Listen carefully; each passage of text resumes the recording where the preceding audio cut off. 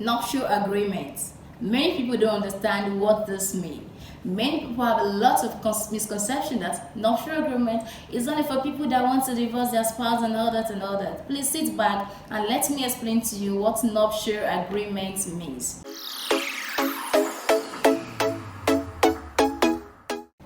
Hello there, welcome to my YouTube channel. My name is Mary. I'm a legal practitioner and a real estate consultant.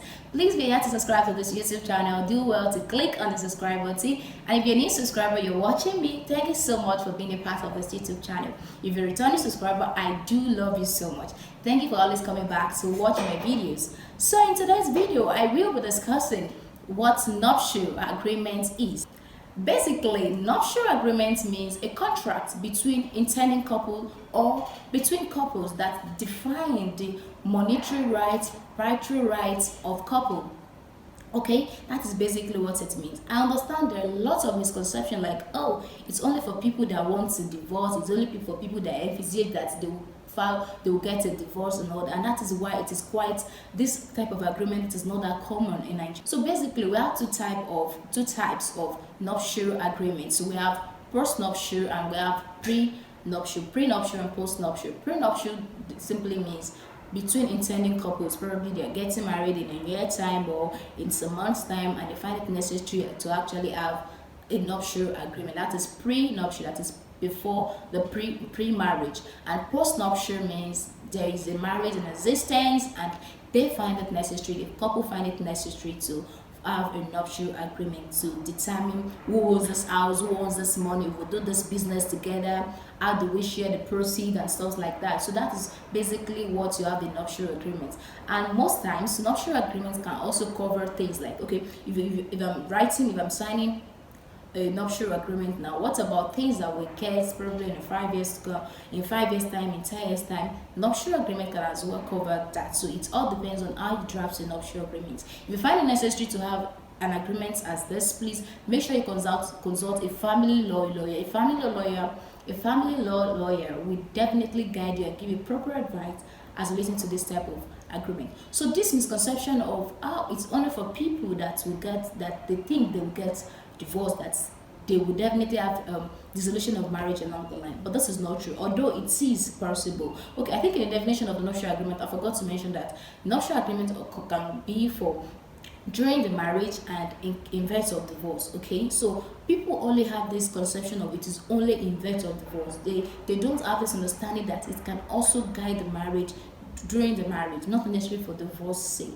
Okay, so many people have that misconception, but let me give you a few reasons why it may be necessary for you sometimes to also have a nuptial agreement. I understand this part of the world, this African, let me just put it like Nigerians, we have this thing like, no, you don't want to think about the negative part, like, no, let's just think about the positive. Fine, yeah, I'm a Christian and I think it's necessary for one to actually have this faith and just meditate on things that are actually right and pure and all sorts. Anyways, you find yourself in a particular marriage whereby if you have a spouse or a partner that is probably maybe somebody that's like a drug addict or somebody that is in and out of prison, and you're spending more on, probably you and your partner, you have a business that you're doing and you're spending more because you're spending both the proceeds that are meant for him and the one that are meant for you, because you feel two has become one and you don't need to say this is my money and that is my money, but you're practically using all the money for him.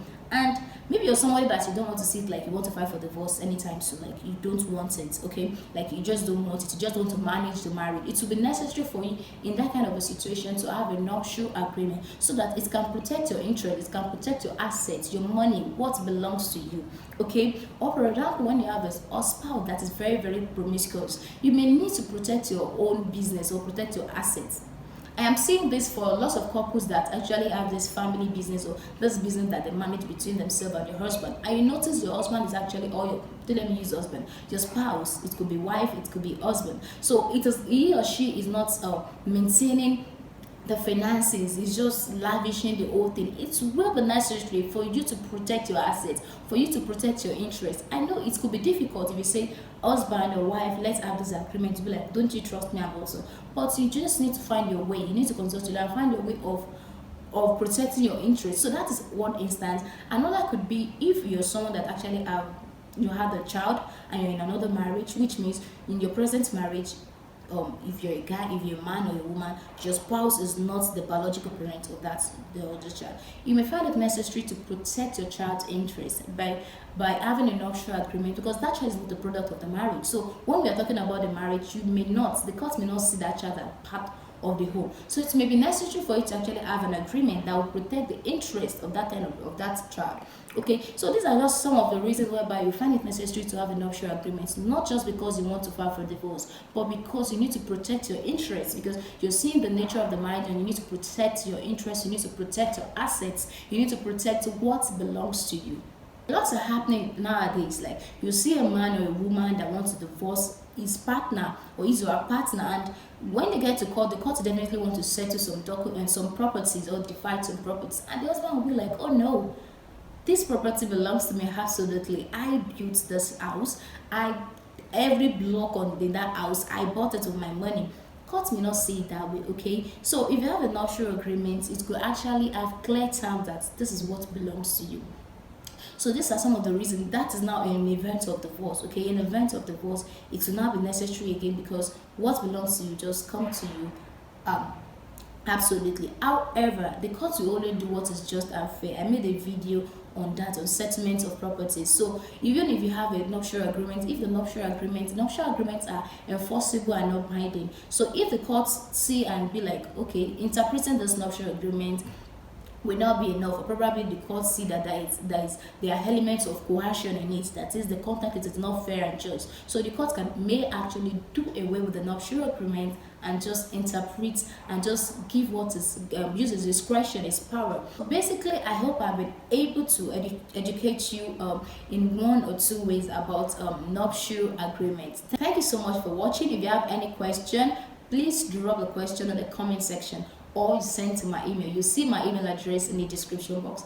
Please do not forget to subscribe. Thank you so much for watching. If you have anyone that you know that will find this video helpful, please send this video to them, share the link with them. Thank you so much for watching. See you in my next video.